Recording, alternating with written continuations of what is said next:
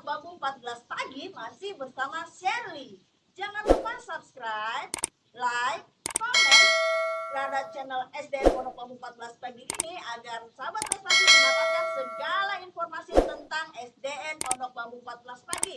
Jangan lupa juga nyalakan loncengnya agar sahabat prestasi mendapatkan notifikasi ketika konten ini tayang di YouTube. Dan jangan lupa juga sahabat prestasi bantu ya share-share link-link channel yang ada di SDN Pondok Bambu 14 pagi untuk masyarakat agar bisa mendapatkan segala informasi yang ada di SDN Pondok Bambu 14 pagi.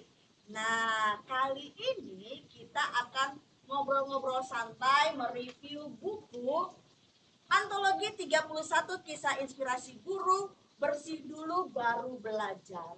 Nah, salah satu penulis dalam buku ini adalah Kepala Sekolah SDN Pondok Bambu 14 pagi, yaitu Bapak Sucipto MPD. Halo sahabat prestasi yang calon-calon sukses. Oke Pak, kita ngobrol-ngobrol ya Pak ya? Boleh. Baik, apa kabar Pak? Luar biasa. Luar biasa, sama seperti sahabat prestasi kita ya Pak ya. Nah, saya mau tanya nih Pak, dalam buku Antologi 31 Kisah Inspirasi ini, apa ya, luar biasa ya Pak, dari judulnya itu Bersih Dulu Baru Belajar. Nah, latar belakang Bapak menulis di buku ini tuh apa sih Pak? Latar belakang di salah satu buku ini saya menuliskan hikmah seorang guru ya, terhadap pilih kasih. Hikmah seorang guru yang pilih kasih, seperti itu ya Pak ya. Jadi itu sebelum sahabat prestasi ketahui, ada 31 kisah dan salah satunya yang menulis itu adalah Bapak Kepala Sekolah SDN Pondok Bambu 14 pagi yang berjudul Hikmah Pilih Kasih, gitu ya Pak ya. Seorang guru yang pilih kasih. Nah, Bapak, nah sebenarnya kalau ya tadi seorang guru berarti targetnya itu guru ya Pak ya? Guru dan orang tua. Guru dan orang tua, luar biasa. Nah, kalau boleh tahu nih Pak, kita kan sahabat prestasi belum punya bukunya kan. Nah, sekarang kita tanya nih, kita mereview sedikit tentang isi buku dari yang ditulis oleh Bapak Sucipto ini. Coba Pak, boleh direview sedikit Pak, bagaimana sih ceritanya yang ada di buku ini Pak? Baik, terima kasih Bu Shirley. Jadi kisah ini kejadian yang sudah cukup lama, 30 tahunan yang lalu. Waktu itu Bapak masih ya muda, sekitar umur 20 tahunan. Bapak sudah menjadi guru. Wah. Sudah jadi guru, namanya juga guru muda. Dia tidak berpikiran macam-macam, yang penting tujuannya adalah bahwa seorang guru harus mengajar murid. Oh gitu ya, jadi memang tugas guru itu memang mengajar gitu ya Pak ya? Iya. Lalu Pak?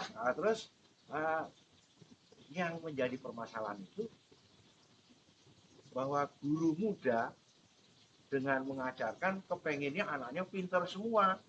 Ya lah Pak, seorang guru itu maunya ya anak didiknya pintar ya, bukan gitu sama prestasi ya. Nah ternyata pemikiran saya waktu itu, anak ini anaknya udah pinter, sudah cantik, bersih, kelihatannya sering mandi gitu kan, pokoknya bersih. Itu saya senang sekali. Saya senang dengan murid-murid yang itu tadi, yang cantik, kemudian bajunya rapi, ya mukanya juga bersih. Kalau saya sebagai guru ya Pak ya, senangnya juga begitu Pak, ketika melihat peserta didik saya itu bersih, cantik, pokoknya enak dipandang gitu ya Pak ya. Ya saya juga seneng loh Pak, gitu Pak. Berarti hampir sama ya. Sama ya Pak ya. Kemudian yang kedua, ada juga sekelompok murid sudah bandel, hitam, kelihatan nggak pernah mandi, ganggu temennya mulu, hampir setiap hari nangisin anak. Berarti ada dua kelompok itu. Iya Pak, aduh, kalau saya tuh mendapat peserta didik yang kayak gitu ya Pak ya, kayaknya gemes gitu loh Pak, gemes gitu kalau misalnya ini, aduh setiap hari nih pasti ketemu anak ini gitu ya Pak ya. Terus gimana lagi Pak? Sudah seperti itu kan, muridnya itu tidak seperti sekarang, dengan gurunya itu gedean muridnya. Jadi kan kita juga udah rasa akhirnya bahwa saya seorang guru itu lupa kadang-kadang main pukul aja. Udah ngomongnya jelek atau kata-kata jelek itu saya wah nggak mikir. Kadang-kadang sini saya apa angkat itu udah nggak mikir, pokoknya judulnya nggak seneng aja Pokoknya kita udah marah. kesel tuh Kesel. apa aja diluapkan gitu Iya. ya Pak ya. Lalu Pak. Nah, itu berjalan kurang lebih waktu itu ya setahun 2 tahun atau 3 tahun, itu 30 tahun yang lalu. Nah, ternyata saya koreksi diri, saya sudah 10 tahun jadi guru, kok seperti ini sih. Eh, Judulnya lihat anak yang cantik-cantik seneng, kemudian anak yang udah bolos, udah nggak pernah mandi, kelihatannya rasanya udah empat aja. Kata-kata eh, seorang guru nggak pas itu sering terucap sama saya. Gitu. Ini Nah, apa namanya? Pokoknya intinya Bapak tuh ketika sudah 30 tahun yang mengajar ya ya, Pak ya, kayaknya terketuk gitu hatinya, sepertinya yang saya lakukan itu kayaknya bukan cerminan seorang guru gitu ya Pak betul, ya. betul, betul. Lalu Pak, Nah, setelah 11-12 tahun berikutnya, saya baru menyadari. Kok menyadari? Karena saat saya lewat dekat sekolahan, kebetulan murid saya muridnya ada di sekitar itu, sekolah itu. ketemu nih Pak ya, ketemu gitu ya. Anak-anak tadi yang notabene wah, rajin, rapi, pinter, boro-boro nanya melengos. Jadi lihat, bahkan kita belum jauh dia sudah pergi duluan, nggak mau ngeliat kita. Ketemu Bapak yang tadinya Kita sayang, saya dibanggakan, disayang, ternyata pas ketika dia sudah besar, sudah jadi, masih tetap cantik, ketika ketemu Bapak melengos. langsung buang muka gitu Iya, Pak. betul. Lalu gimana tuh sahabat prestasi, bukan cerminan yang baik ya. Lanjut Pak. Nah, di sisi lain ada yang saya ingat sekali, lebih mungkin ada 10 kali itu anak saya tempeleng karena saking empatnya udah sering ganggu, sering nangisin teman-temannya, ya udah hitam, wah kayak gagah itu, kayak preman itu. Pas ketemu sama saya, dia lari.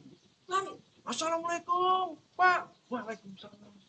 Saya kaget, makanya saya sekarang agak merinding dia langsung cium tangan saya menangis. Jadi yang anaknya tadi katanya dalam tanda kutip ya Pak, kita ya, bilang kan nakal, ya, yang suka mengganggu temennya, bahkan sering saya pukul. yang sering dipukul, ternyata tadi saya pikir tadi lari itu menghindari Bapak, ternyata malah menghampiri Bapak dan langsung cium tangan ya Pak ya. Aduh ya ampun, itu kayaknya kalau kita sebagai guru ya Pak ya, itu suatu kebanggaan yang memang tidak ternilai ya Pak ya, ketika anak didik kita itu menghampiri kita, dia tuh langsung cium tangan kita, itu penghargaannya luar biasa ya Pak ya. Itu makanya setelah pertama tadi anak yang kita sayang-sayang ternyata melengos, tidak sayang. Giliran anak yang sudah kita pukul berkali-kali, bahkan maaf, seolah-olah mereka tidak kita hargai, dia datang cium tangan. Saya hari itu menangis dan merasa bersalah. Penyesalan seorang guru yang memang kayaknya masa lalunya itu yang tidak kayaknya menzolimi ya Pak ya. Menzolimi malah dia hormat sama kita. Iya, malah berbalik, bukannya membenci kita tetapi menghargai kita ya Pak ya. Luar biasa Pak. Nah kalau kita lihat tadi itu dari cerita Bapak, ada perbedaan ya Pak ya antara anak yang memang waktu dididik Bapak itu baik, lalu yang anak yang tidak, istilahnya kalau tidak menuruti berarti tidak hormat, gitu ya Pak. Dia malah berbalik, dia menghormati Bapak ketika dia sudah besar. Nah menurut Bapak tuh buat sahabat prestasi juga ya Pak ya, sebenarnya kalau menurut Bapak sahabat prestasi itu yang menyenangkan itu sebagai peserta didik itu yang peserta didiknya seperti apa ya Pak? Jadi kalau berdasarkan tadi dua masalah, jadi khususnya buat sahabat prestasi yang sudah jadi emak-emak lah gitu ya, atau bapak-bapak ya, yang sudah jadi bapak-bapak, pesannya hanya yang tadi, bahwa jangan sekali-kali membedakan. Pilih kasih ya Pak ya, tidak boleh pilih kasih, karena memang setiap anak itu mempunyai kelebihan dan kekurangan masing-masing gitu ya Pak ya. Nah kalau menurut Bapak nih, kalau tadi kan Bapak bilang targetnya itu kan guru ya Pak ya. Nah apa sih Pak faktor yang membuat seorang guru itu yang seperti Bapak yang masa lalu tadi ya Hmm. Pak ya, diskriminasi sama Iya. anak didiknya Pak? Kalau menurut saya kenapa kok eh, guru itu diskriminasi? Ya, seharusnya guru pemula atau guru baru memang benar perlu memahami juga, dan kita selaku guru tidak boleh pilih kasih. Maaf saja, walaupun kita bilang tidak pilih kasih, nanti akan muncul sendiri itu pilih kasih. Padahal kita tidak Tanpa memilih kasih, disadari tanpa gitu ya. disadari akan datang sendiri. Iya, kadang-kadang kan gini Pak ya, saya juga kalau dari cerita Bapak tadi jadi merasa flashback Pak dulu-dulu. Jadi ketika saya memperlakukan anak saya yang tadi yang kriteria yang pertama tadi, saya tuh ya, iya pinter sayang, iya pinter bagus gitu ya Pak ya. Ketika anak yang tipe kedua tadi, saya tuh yang daripada saya sumpah serapa atau saya memukul, saya lebih diem Pak. Ternyata dengan saya diam itu berarti saya pilih kasih gitu ya Pak ya. Iya. Wah, ini pelajaran luar biasa buat sahabat-sahabat prestasi pendidik yang ada di rumah nih ya. Nah Pak, kalau pendapat Bapak nih ya, kalau misalnya nih Bapak seorang kepala sekolah nih Pak ya, menurut Bapak, pendapat Bapak tuh gimana kalau ada salah satu guru Bapak Ya. atau beberapa guru Bapak Ya. yang kayak tadi tipe Bapak pilih kasih seperti itu Pak? Bagaimana Pak? Jadi pertama kita harus memahamkan ke guru-guru bahwa bapak ibu guru itu adalah ya konsep lama di guru dan di guru. Apapun tingkah laku bapak ibu guru akan ditiru. Makanya eh, saya berharap buat bapak ibu guru kembali lagi, mau itu cantik, mau itu anaknya tidak cantik, jelek, maupun anak itu mandi, tidak mandi, itu adalah semua anak saya. Nah, kalau ini guru ya semua adalah guru saya. Hanya kita motivasi. Kalau yang sudah berprestasi, ayo kita tingkatkan prestasinya dengan kreatif bekerja. Kemudian yang belum, ya kita motivasi bahwa tugas ibu banyak sekali.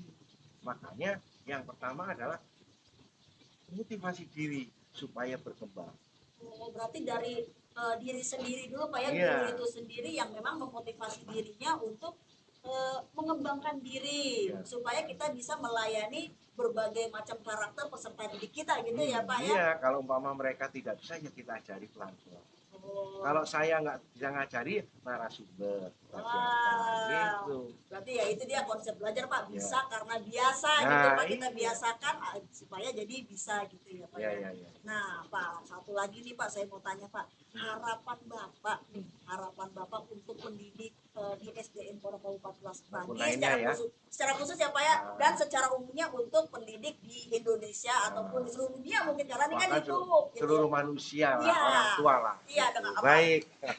Terima kasih sahabat prestasi.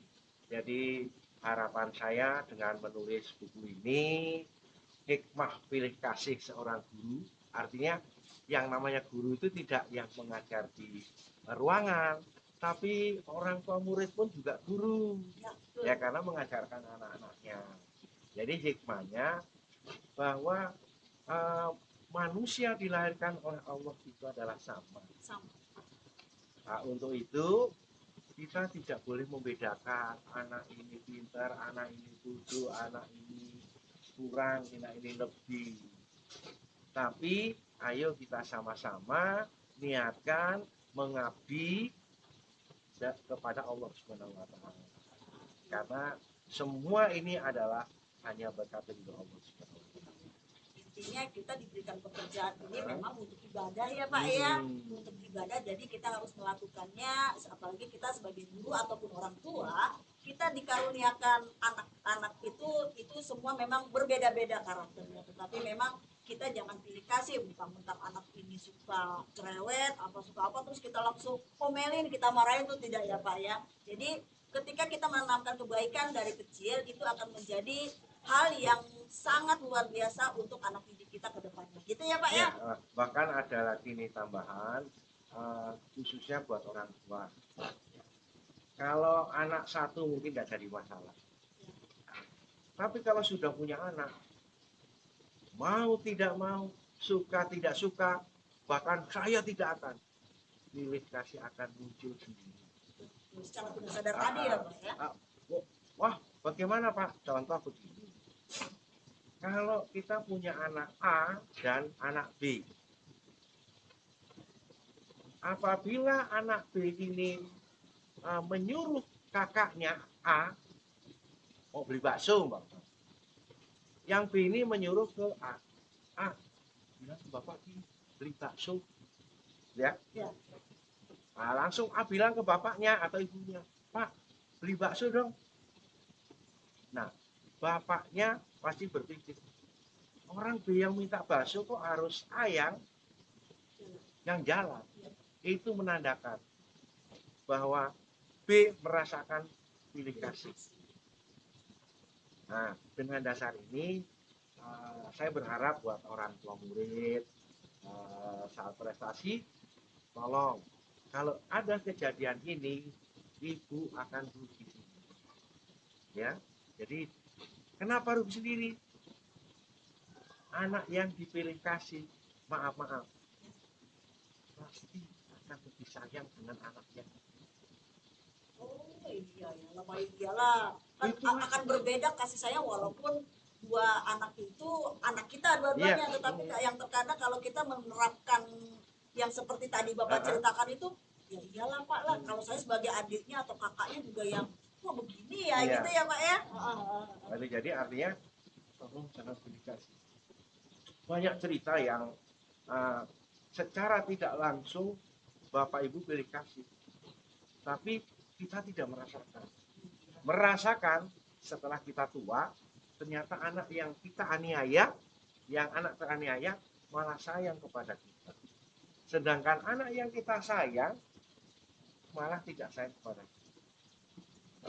Nah, tapi juga apa tadi kalau dari Bapak bilang itu jangan tadi aniaya terus nanti akan jadi baik, yang nggak dianiaya juga. Ingat ya, apalagi konsep kita nih sekolah SD Pondok Bambu 14 pagi tuh sekolah ramah anak gitu ya Pak ya. Oke, baik, terima kasih Pak Tito untuk waktunya hari ini, luar biasa. Ini kita baru review buku yang luar biasa yang ditulis sendiri, salah satu kisahnya yaitu oleh Bapak Kepala Sekolah kita, Bapak Sucipto MPD. Baik, sahabat prestasi, jangan lupa channel kita ya di subscribe, like, dan komen supaya sahabat prestasi mendapatkan segala informasi tentang SDN Pondok Bambu 14 pagi. Jangan lupa nyalakan juga loncengnya agar sahabat prestasi mendapatkan notif di handphonenya ketika konten ini tayang di YouTube. Jangan lupa juga share juga channelnya ya, supaya masyarakat sekitar mendapatkan manfaat dari channel kita ini. Baik, terima kasih Pak Sucipto. Terima kasih. Kita salam dulu Pak. Dah.